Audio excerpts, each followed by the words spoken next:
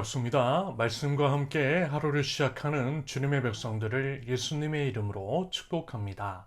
2024년 6월 4일 화요일 오늘 주신 말씀은 사도행전 15장 36절에서 16장 15절까지입니다. 며칠 뒤에 바울이 바나바에게 말하였다. 우리가 주님의 말씀을 전파한 여러 도시로 신도들을 다시 찾아가서 그들이 어떻게 지내고 있는지를 살펴봅시다. 그런데 바나바는 마가라는 요한도 데리고 가려고 하였다. 그러자 바울은 밤빌리아에서 자기들을 버리고 함께 일하러 가지 않은 그 사람을 데리고 가는 것을 좋게 여기지 않았다. 그래서 그들은 심하게 다툰 끝에 서로 갈라서고 말았다. 바나바는 마가를 데리고 배를 타고 키프로스로 떠나갔다. 그래서 바울은 신라를 택하고 신도들로부터 주님의 은혜가 함께하기를 바라는 인사를 받고서 길을 떠났다. 그래서 시리아와 길리기아를 돌아다니며 모든 교회를 튼튼하게 하였다. 바울은 더베와 루스드라에도 갔다. 거기는 디모데라는 제자가 있었는데 그의 어머니는 신앙이 돈독한 유대 여자이고 아버지는 그리스 사람이었다. 디모데는 루스드라와 이고니온에 있는 신도들에게 호평받는 사람이었다. 바울은 디모데가 자기와 함께 가기를 바랐다. 그래서 바울은 그 지방에 사는 유대 사람들을 생각해서 디모데를 데려다가 할례를 행하였다. 그것은 디모데의 아버지가 그리스 사람이라는 것을 그들이 모두 알고 있었기 때문이다. 바울 일행은 여러 도시를 두루 다니면서 예루살렘에 있는 사도들과 장로들이 정한 규정들을 사람들에게 전해 주어서 지키게 하였다.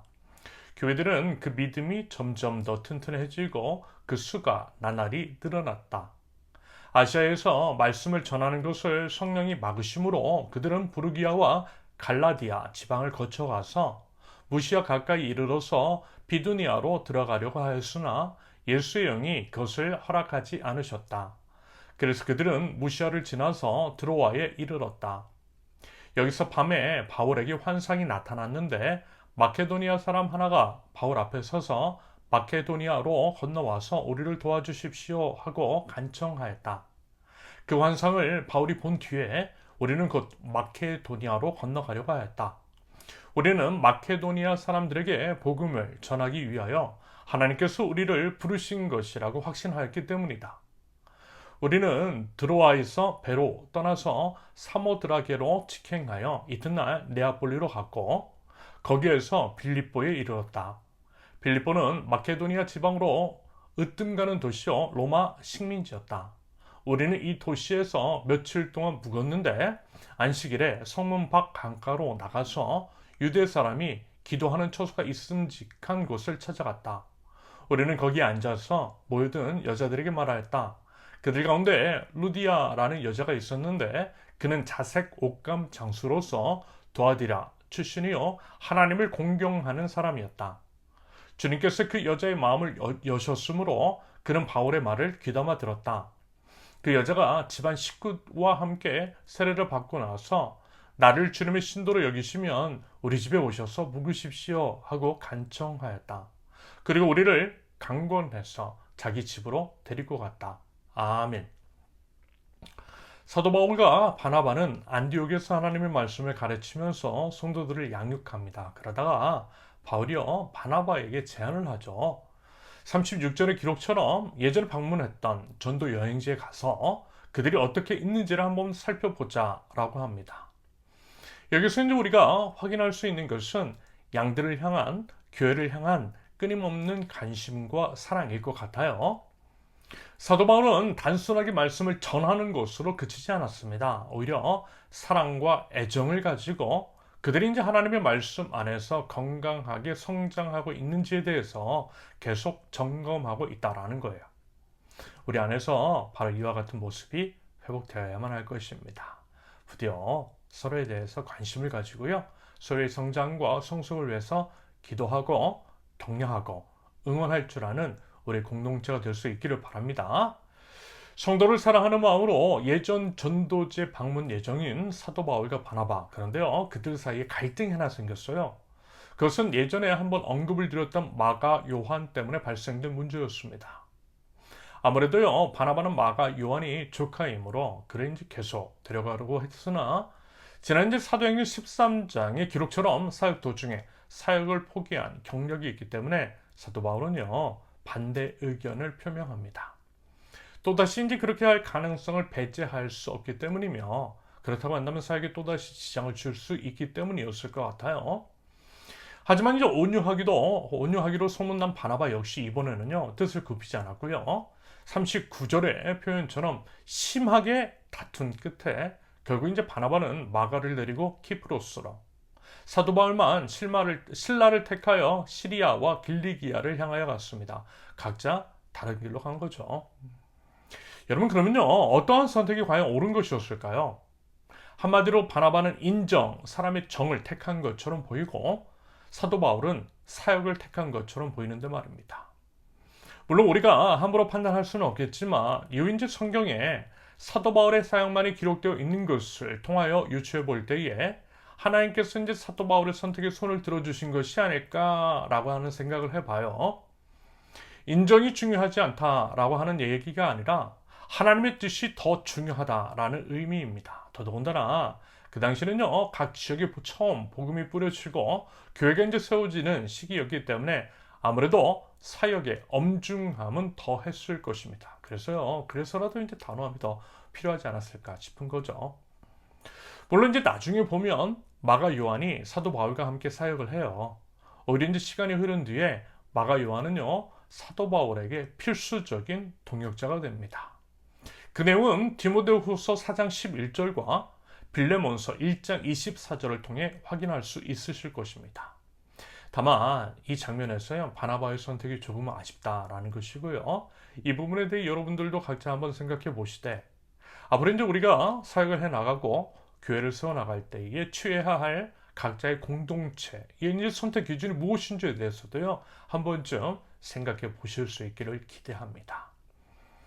16장부터는 사도 바울이 바나바와의 결별 이후 신라와 함께 제2차 전도 여행을 했던 시기, 그 중에서도 초창기 시절의 기록이고요. 제2차 전도 여행은요, 18장 22절까지 이어집니다. 사도 바울은 먼저 제1차 전도 여행 때 바울 자신이 뿌렸던 복음의 열매를 확인해요. 교회가 이제 놀라울 정도로 성장한 것을 보았고요. 빌보에서도 열심히 전도 활동을 했다라고 이제 기록합니다. 특히 이제 이번 여행에서 가장 큰 성과는 16장 1절의 기록처럼 디모데라고 하는 제자를 만난 것이 아닐까라고 하는 생각이 들어요. 디모데는 하나님을 공경함 혹은 하나님의 영예라고 하는 뜻인데, 디모데는 그 이름의 뜻에 걸맞는 삶을 살았습니다. 그러면서 이제 주목해서 봐야 할 것은 디모데의 어머니의 이제 신앙입니다. 역시 1절의 기록처럼 그리스도인이었어요. 유대 출신의 성도였습니다. 디모데후서 1장 5절을 보면 디모데의 어머니뿐만이 아니라 어머니, 즉 디모데의 외할머니도 신앙을 가지고 있었음을 확인할 수 있어요. 결국 그 신앙이 전수되었다라고 하는 의미일 것입니다.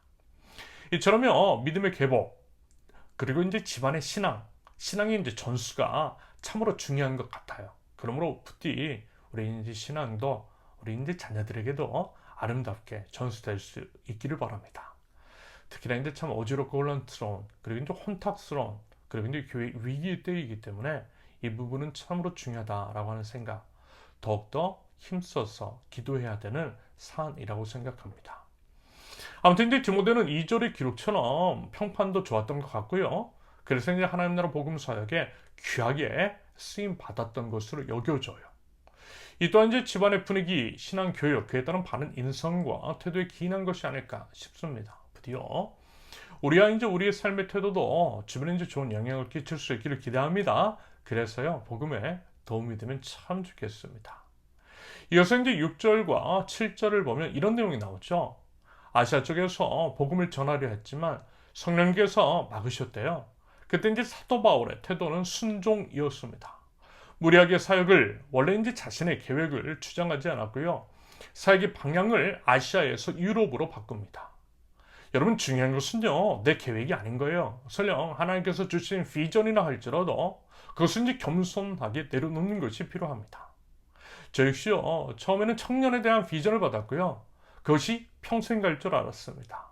그런데요, 상하이에 갔을 때 그 비전을 내려놓으라고 하시는 거예요. 그때 참 많이 힘들었어요. 그런데 순종했죠. 주님께 이런 고백을 했어요. 주신 분이 하나님이시니 하나님께서 달라 하시면 드리겠다라고 말입니다. 그래서 이제 정말 상하이 1년차 때에는 청년들과 무관한 사역을 했어요. 그러다가 이제 하나님께서 감사하게도 1년 만에 도로 주시더라고요. 이 또한 저의 간증거리가 있습니다. 여러분 명심하십시오. 심지어는요, 하나님께서 주신 것도요, 지금 이 순간에 내려놓으라고 명령하시면 아멘 하며 즉각적으로 순종하는 것이 필요하다라고 하는 것을 말입니다. 이것이 바로 성령을 좇아 사는 삶인 것이겠죠. 마지막으로 성령님의 새롭게 인도하심을 통해 유럽 쪽으로 복음을 전한 사도 바울, 그는 드로아, 사모드라게, 네아폴리를 거쳐 빌립보에 이르고 거기에서 이제 수일을 머물며 안식일을 맞이하게 됩니다.